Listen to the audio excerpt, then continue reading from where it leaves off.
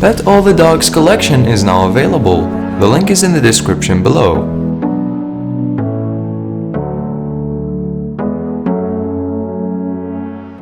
What is up, you guys, and welcome into our awesome channel.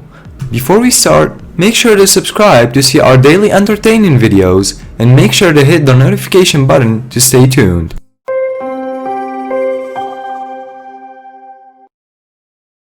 In this video, a man buys a $2 photo in antiques shop, and a closer look makes his heart drop. Why exactly? Make sure to stick to the video. Everyone questioned Randy's passion. To many, it was junk. To him, it was a treasure. None of them ever expected him to discover something so monumental. The photograph he held in his hand was a moment frozen in time, and it had the power to redefine history. Was that really the infamous icon turned outlaw? If he was wrong, he was a fool. If he was right, this was a momentous discovery and he would be a millionaire. The stakes were high, but he never anticipated the chain of events that would take 5 years to unfold. As the years passed, Randy's mother thought his fascination with junk would pass. To her horror, his obsession only grew. Understandably, she was worried, and she was right to be. Randy's house became a labyrinth of coins, books, comics, statues, paintings, clocks, trading cards, toys, stamps, and jewelry. To his family, his possessions were junk, but he was about to prove everyone wrong. Randy managed to make a living by selling the treasures he scavenged. Everything he owned had a story to it. But then he met Linda. When they decided to move in together, he made a promise to cut back on the collecting. But old habits were hard to shake. He never thought that one decision could make such an impact on his life and rock Western world in the process. Randy Guijarro didn't believe in luck. He knew that if he wanted something in life, you had to work hard for it. He learned that from his mother and father. As the youngest in the family of 6, he took pride in all of his belongings. Ever since he was a child, Randy would pick up pennies from the street, scrap from the yard, and shiny buttons from corners. He was a magpie for even dull items. His mother nicknamed him the Hoarder when he was 7 years old. On a fateful day in 2010, Randy found himself in the Fresco Tower district after meeting a friend for coffee. As he walked down the street, he passed a red brick building of Fulton's Foley Antique Collective. He had promised Linda he wouldn't bring home anything else before selling the contents of their spare bedroom. But he told himself that he would be in and out in 10 minutes, and he walked inside. Randy strolled through aisles of treasures. The store was like Mary Poppins' magic bag. Pianos, armchairs, cabinets, sculptures, china, pottery, jewels, paintings, radios, crystal, records, dolls, proms, figures, board games, baskets. Randy had never seen such a collection, and Randy just happened to be in the right place, at exactly the right time. He picked up multiple items to inspect, but once he remembered the promise he had made to Linda, he placed them back. He wandered through the treasure trove and resolved to keep his composure. Then he saw something out their back door that made his eyes widen, and he just couldn't resist. Outside, 2 men were shaking hands. Had they closed the deal? As Randy walked towards them, he noticed that they were surrounded by stacks of cardboard boxes. From the looks of the different sizes, it was a blind buy. Randy knew that there may be a gem hidden inside, and a wave of excitement washed over him. The store was clearly overstocked, and the owner probably needed to get rid of some items fast. The buyers only had a limited amount of time to inspect the contents before bidding, and Randy simply couldn't let them walk away. Randy was a friendly guy. Although they had placed in the highest bid, he was feeling brave. "Would you mind if I had a quick look?" Randy asked. To his surprise, the men had heard Randy from the online antique community, so they let him rummage through the boxes before loading them into their truck. Nothing really stood out to Randy, but he kept looking, hoping that his keen eyes would catch a glimpse of something that others had missed, and his intuition proved to be right. He didn't know exactly what he was looking for, but he reasoned that he would recognize it when he saw it. Then he found a small cardboard box. His hands shook as he gently lifted the lid. He never could have imagined that his ordinary looking box was hiding one of the most important discoveries in American history. Although Linda asked for Randy to ease off his antiques, she was a sucker for a good photograph. The box contained 3 old black and white photographs. One man looked vaguely familiar, but Randy couldn't immediately put his finger on it, and he didn't have time to dwell on it. He just knew that he had to have them. He reached for his wallet just as the 2 men loaded the last few boxes. To his horror, he only had $2. Thankfully, the man, thinking nothing of the old photographs, accepted the small payment and wished him a good day. Randy and his wife Linda were about to embark on the journey of a lifetime. Linda was horrified when Randy presented her with the 3 pictures. "How much did this cost you?" Her brow furrowed. When Randy told her what happened, she gawked and looked closer. "You do realize who is this?" she asked. If she was right, this photograph would be worth millions. And then Randy saw it. That unmistakable face staring back at him. Linda and Randy arranged a meeting with a local historian to inspect the faces. The historian said that the pictures were from the 19th century. Randy wasn't surprised, the images were obviously dated. Then Linda voiced what they had only dared to dream. She pointed the man standing in the middle of the group of people playing croquet in the photograph and whispered, "Billy the Kid." Billy the Kid is one of the most well-known figures of the American Wild West. He was one of the most wanted men in Arizona after being involved in multiple homicides. The outlaw managed to outrun the sheriffs and escaped multiple prisons over 4 years until he was eventually shot at the age of 21. Unsurprisingly, he was famous among cowboy enthusiasts, but there was only one authentic photo of him ever found until now. Randy made sure to do his research. He discovered that the last original photograph of Billy, the famous Uphampton type, was bought by collector Bill Koch at an auction in 2011 for a staggering $2.3 million, but with no proof of who the photograph had been and the circumstances around the photo. Linda and Randy had no proof that it was genuine, but they were determined. Many collectors refused to believe that the photograph was genuine. Linda was disheartened. She had already planned on redoing their home. Now that seemed impossible. She was sure it was him for the moment she laid eyes on the photo, and other faces of the photographs were familiar too. Randy and Linda were convinced that the photo had Billy and his gang playing croquet. But could it be really possible? Randy and Linda had to do some more digging into the history of the photograph before they released their findings to the public. Over the course of a year, they had gotten many different opinions from experts, but some were skeptical. Then they took the photo to Witherell's Old West show in Northern California's Grass Valley, and they were told what they had feared all along. While searching for Brian Leibel, the man who originally brokered the deal on the only photograph of Billy the Kid ever found, another expert stepped in and wrote Randy and Linda's photo off as a fake, stating that there was no proof pointing to its authenticity. Randy and Linda were heartbroken, but they were still convinced that they possessed a piece of history. But then something changed everything.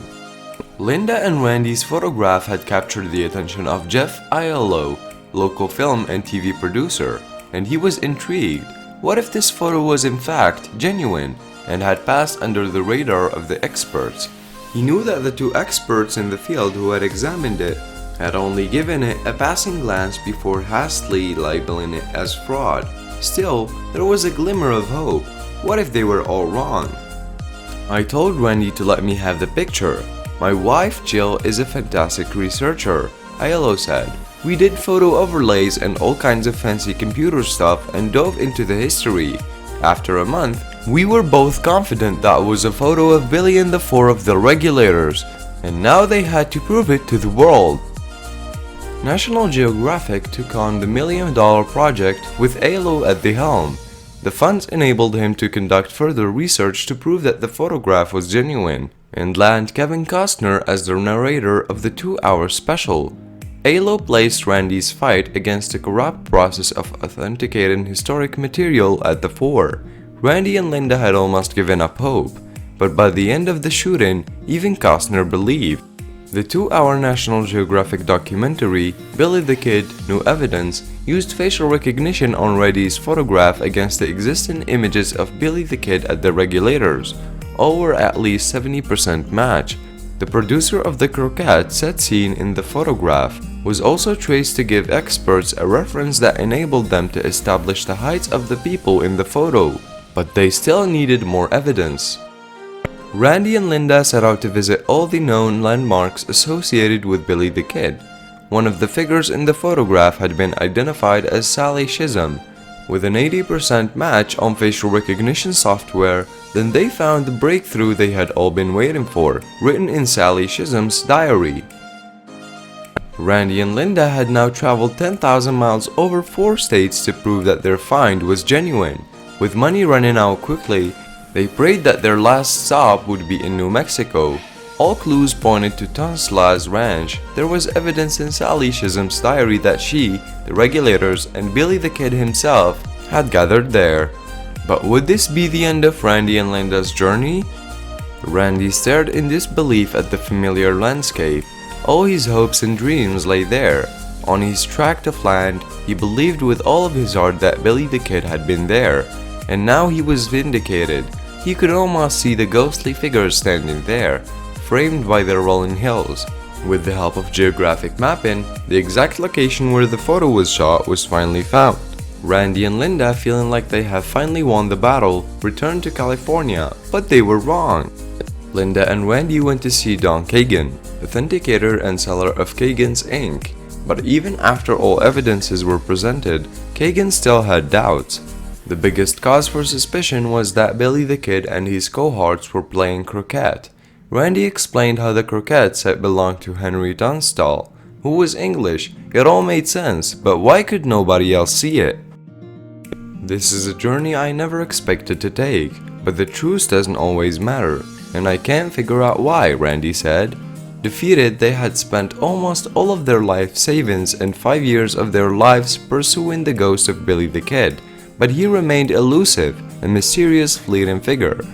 Then just when they had all lost the hope, Randy got an unexpected call. Kagan's Ink had found something that left Randy and Linda floored. Don Kagan's partner flew to Tunstall's ranch and traveled to the spot where the photo was taken. He noticed that there were signs of another structure underneath the new building, exactly where the house in the photograph would have been. He was then able to recreate the house on advanced software. They didn't need more convincing.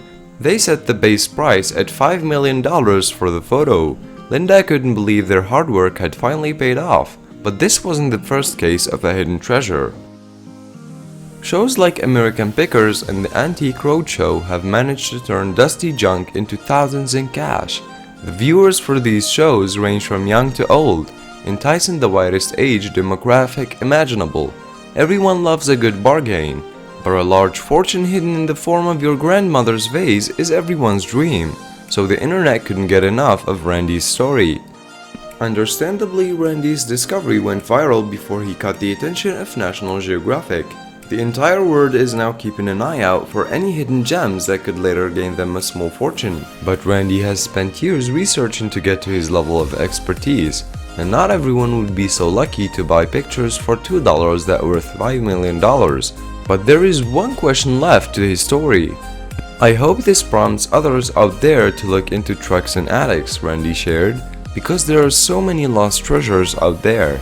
If this had taught Randy anything, it's to listen to his gut, and more importantly, to trust his wife. But the story doesn't end there. Another photograph of Billy the Kid had been found since the National Geographic documentary aired. A lawyer named Frank Abrams watched Billy the Kid New Evidence, and a wild hope coursed through him. He too had an old photograph in his possession. Maybe there was more to it than met the eye? Did he dare even dream? He rushed to retrieve it and began an incredible journey of his own, changing history as we know it. Frank had come across the amazing photograph in much the same way Randy had. He had bought it at the flea market in 2011 for $10. He was instantly drawn to the old photograph and assumed it was an ordinary photo of a group of cowboys from the American South. Nevertheless, he loved the vintage photo and hung it up in a guest bedroom that he rented out on Airbnb. After seeing the National Geographic documentary, Frank, interested in the history, started to research Billy the Kid extensively. That's when the face of Pat Garrett started to look familiar to him. But where had he seen that face before? And then he remembered. He had a photograph of a man who looked strikingly similar.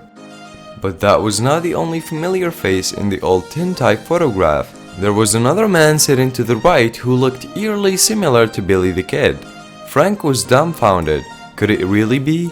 If the photo was genuine, it would be the only surviving photograph of Billy the Kid and Pat Garrett together. But if that was true, it would be only deepen the mystery around the infamous outlaw.